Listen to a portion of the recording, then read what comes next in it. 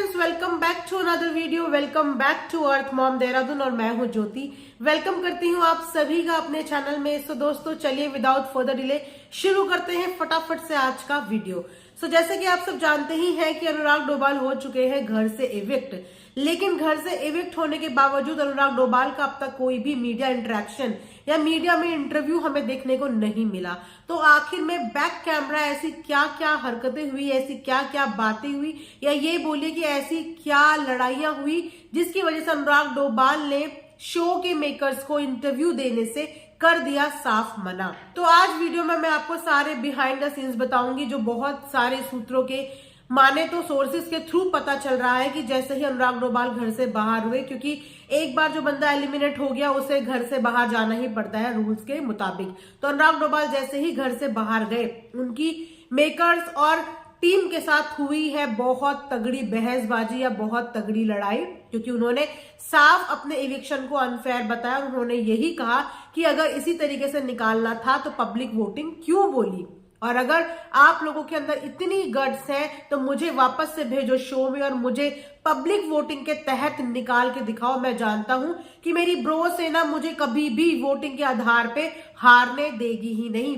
तो अपने इविक्शन से सरप्राइज प्लस नाखुश अनुराग डोभाल की बहुत ज्यादा कहा सुनी हुई मेकर्स एंड क्रिएटिव टीम के साथ, और उन्होंने वहां पे इंटरव्यू देने से कर दिया साफ मना। हालांकि टीम ने उन्हें समझाने की, उनसे बातचीत करने की कोशिश भी की, क्योंकि शो का ये रूल है कि जब भी आप शो से बाहर होते हो तो आपको एक इंटरव्यू देना पड़ता है जिसमें सामने वाला आपसे कुछ क्वेश्चंस करता है, आप उनके कुछ जवाब देते हो। लेकिन अनुराग डोभाल ने कोई भी इंटरव्यू किसी को भी नहीं दिया और वो वहां से सीधा चले गए। हो सकता है कि वो अपने चैनल पे बाकी की सारी बात करे, अपने चैनल के थ्रू सारी दुनिया को या जनता को बताए कि वो भी किस ट्रॉमा में है या क्या उनके दिमाग में चल रहा है। अपने इंस्टाग्राम पोस्ट पे भी उन्होंने काफी सारी चीजें ये क्लियर करी है कि किस किस तरीके से उनके साथ षड्यंत्र किया गया, किस प्लानिंग के तहत उनको बाहर निकाला गया। और तो और उन्होंने अपने ब्रो सेना का भी बहुत ज्यादा शुक्रिया अदा करा है, थैंक यू करा है। और उनके भाई अतुल, आपको जानते ही हो कि वो कितने ज्यादा गर्म मिजाज है। अधिकतर जब से उन्होंने बिग बॉस का असली रूप या ये बोले कि एक्सपीरियंस कर लिया था, तब से उन्होंने बिग बॉस को एक्सपोज करने में कोई भी कसर छोड़ी नहीं। तो अब जब उनका भाई को बाहर कर दिया है बिग बॉस ने एक स्ट्रेटजी के तहत, तो वो अब कैसे बिग बॉस को छोड़ देंगे। तो उन्होंने भी बिग बॉस को बहुत तगड़ी तगड़ी फटकार लगाई है अपने इंस्टाग्राम पोस्ट में। ऐसे ऐसे शब्द का प्रयोग किया है कि जो शब्द मैं यहाँ पे बोल भी नहीं पाऊंगी।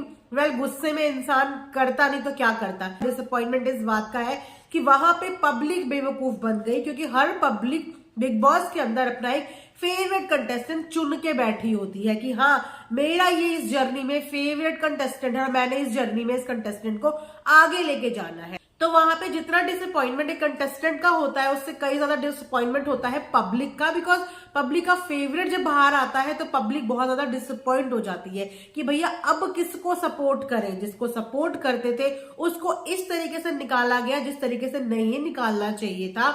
ठीक है, आप किसी टास्क के तहत निकाल देते, कोई अलग चीज होती, लेकिन इतनी बड़ी पावर बैक टू बैक घर वालों के हाथ में दे देना, क्योंकि आप जानते हो कि वोटिंग के आधार पे आप उन्हें निकाल ही नहीं पाओगे।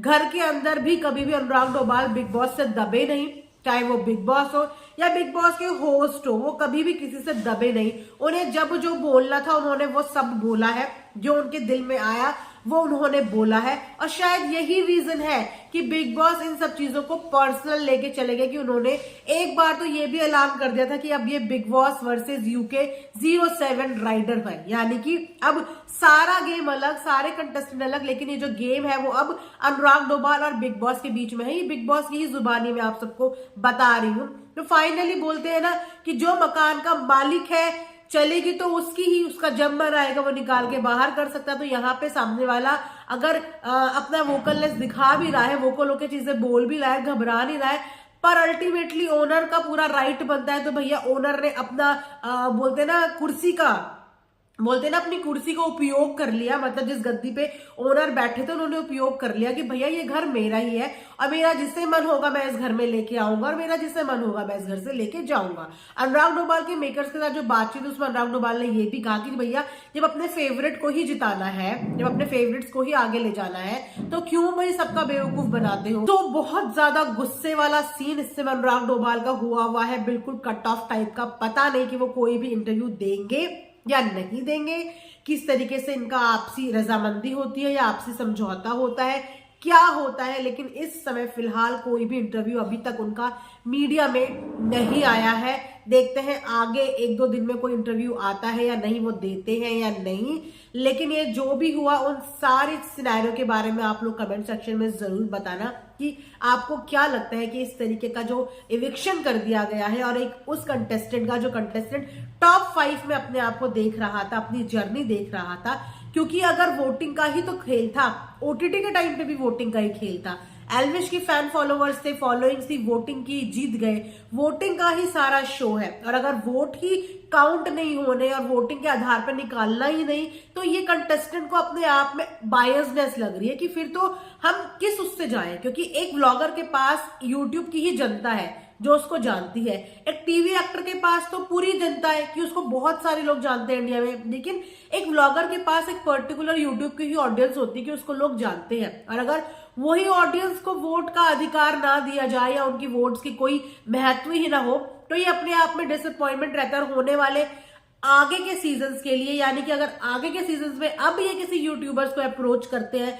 तो आपको क्या लगता है कि अब कोई सोशल मीडिया इन्फ्लुएंसर क्या बिग बॉस में आने के लिए राजी होगा? बिकॉज इस बार सोशल मीडिया इन्फ्लुएंसर्स की बहुत ज्यादा धज्जियां उड़ाई गई। ये साफ साफ देखा गया कि किस तरीके से celebrity versus social media influencer show के अंदर चल रहा था। सो एल्विश ने ये बात तो बिल्कुल सही बोली कि इसमें अनुराग डोभाल का कुछ नहीं गया, उसका जैसा काम चल रहा था आज भी वैसा ही चलेगा, आगे इनफैक्ट इससे बढ़ेगा ही, डूबेगा उसका कुछ भी काम नहीं। लेकिन बिग बॉस ने यहाँ पे अपनी छवि खराब कर दी है।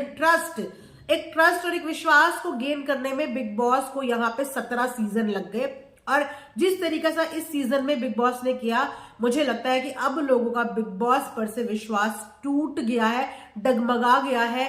यहां पर भी इस सीजन के कंटेस्टेंट को भी प्लीज करके without any audition, without any interview बुलाया गया था। तो सोचिए कि जब इस सीजन में इतना करके बुलाया गया था तो क्या अगले सीजन में इन्हें कंटेस्टेंट मिलेंगे? एक बहुत बड़ा सवाल खड़ा हो जाता है बिग बॉस के खुद के ऊपर, क्योंकि इस तरीके की चीजों को ऑडियंस बिल्कुल भी बर्दाश्त नहीं कर रही है। ट्रेंड पे ट्रेंड चल रहे हैं, नो अनुराग डोभाल, नो बिग बॉस, इस तरीके के ट्रेंड ट्विटर पे चल रहे हैं। भाई भी बहुत ज्यादा गुस्से में है, अनुराग डोभाल भी बहुत ज्यादा गुस्से में है। देखते हैं आगे आने वाले दिनों में और क्या चीजें हमारे सामने आती हैं। जैसे ही कोई अपडेट आएगी मैं आपके सामने वो अपडेट लेके आऊंगी। तब तक आपको चैनल को सब्सक्राइब करना है, वीडियो को लाइक करना है। And thanks for watching earth mom Dehradun.